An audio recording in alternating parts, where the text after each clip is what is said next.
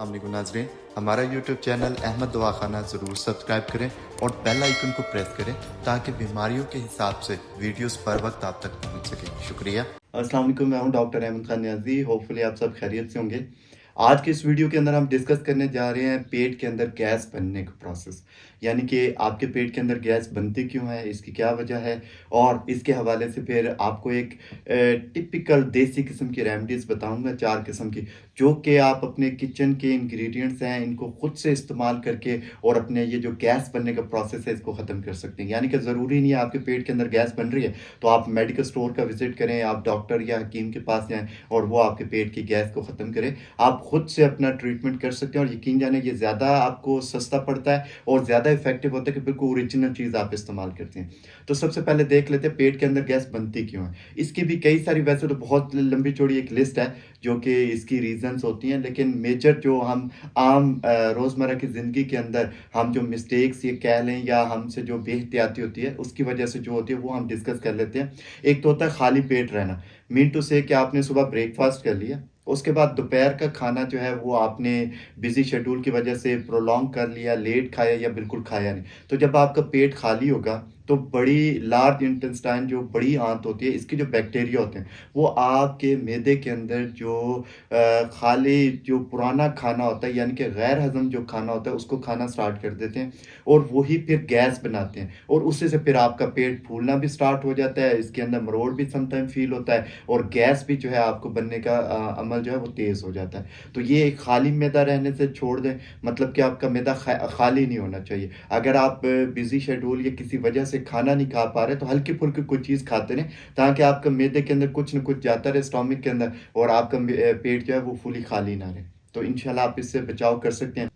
इसके अलावा जो एक कॉमन वजह होती है वो ये होती है कि अगर आप खाना खा रहे हैं, आपने अक्सर लोगों को ऑब्जर्व किया होगा कि वो खाना खा रहे होते हैं और साथ-साथ बातें कर रहे होते हैं। तो जब आप खाना खाने के साथ-साथ बातें करते हैं या कोई और काम कर रहे होते हैं ऐसा, तो देन आप खाने के साथ-साथ बहुत सारी हवा भी इनटेक कर रहे होते हैं, यानी कि एयर भी आपके पेट के अंदर जा रही होती है और यही फिर आपके पेट के अंदर गैस बनने का रीज़न भी बनती है। तो एक तो ये वजह है, इसके को इसीलिए कहा जाता है कि जब आप खाना खाएँ तो बिल्कुल आराम से तसल्ली के साथ और गुफ्तगू किए बगैर खाएँ, ताकि आपके पेट के अंदर सिर्फ़ खाना जाए, हवा ना जाए, जो अब बाद में आपके लिए परेशानी का बायस ना बने। एक तो ये रीज़न है। दूसरी रीज़न होती है फ़ास्ट फ़ूड का ज़्यादा इस्तेमाल करना, तली हुई चीज़ों का ज़्यादा इस्तेमाल करना, या फिर जब आप खाना खा रहे होते हैं, आपको भूख लगी, आपने बहुत ज़्यादा खा लिया, यानी कि ओवर ईटिंग कर ली। ये एक कॉमन वजह होती है जिसकी वजह से फिर वो उसका जो डाइजेशन का प्रोसेस होता है वो थोड़ा स्लो होता है, खाना जो है हज़म लेट होता है, तो उसकी वजह से गैस बनने का प्रोसेस जो है वो तेज़ हो जाता है। इसके अलावा जब आप खाना खाएँ तो कोशिश किया करें कि उसको फुली चबा-चबा के खाएँ। जब आप तेज़-तेज़ खाना खाते हैं और सालम निगलना स्टार्ट कर देते हैं चबाए बगैर, तो वही खाना फिर उसका भी प्रोसेस जो है हाज़मे का लेट हो जाता है और वही चीज़ फिर आपके लिए बाद में डिस्टर्बेंस का बायस बनती है। तो एक आपने इस चीज़ से परहेज़ करना है। ये मेजर कॉमन सी इश्यूज़ हैं जो हम रोज़मर्रा की ज़िंदगी में बेहतियाती करते हैं, जिसकी वजह से गैस बनने का प्रोसेस जो है वो स्टार्ट हो जाता है। अगर इनको फ़ॉलो कर लें तो काफ़ी हद तक बचाव कर सकते हैं। अब आ जाते हैं कि वो कौन-सी ऐसी होम रेमेडीज़ हैं जो घरेलू सतह पे हम खुद से इस्तेमाल कर सकते हैं और अपने पेट के अंदर गैस को ख़त्म कर सकते हैं। तो इसमें सबसे इम्पोर्टेंट है सौंफ और अजवाइन।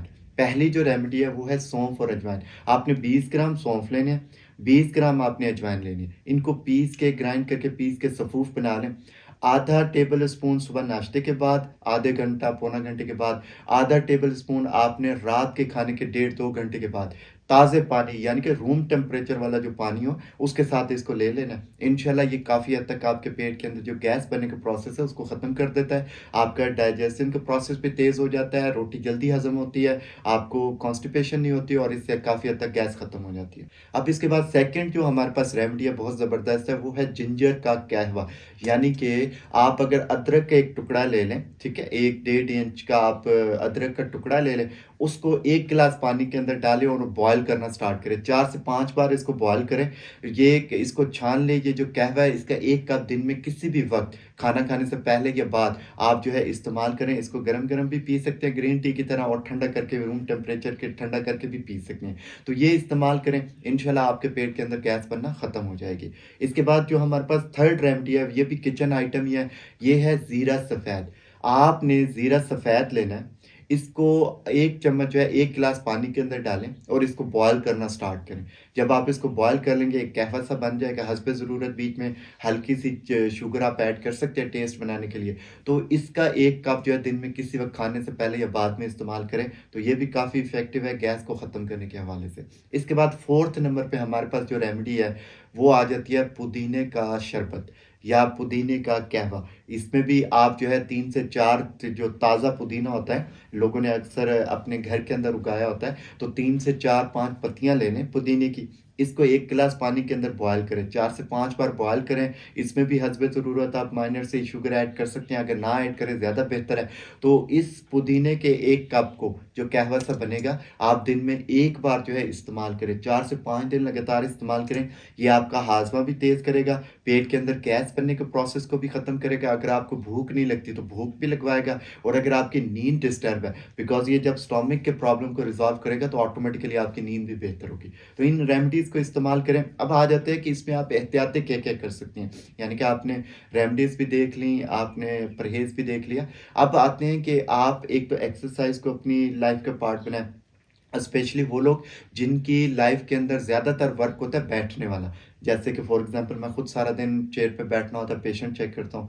तो जब हम ज़्यादा देर बैठे रहते हैं तो कोशिश करें कि 15 से 20 मिनट अपने लिए निकालें।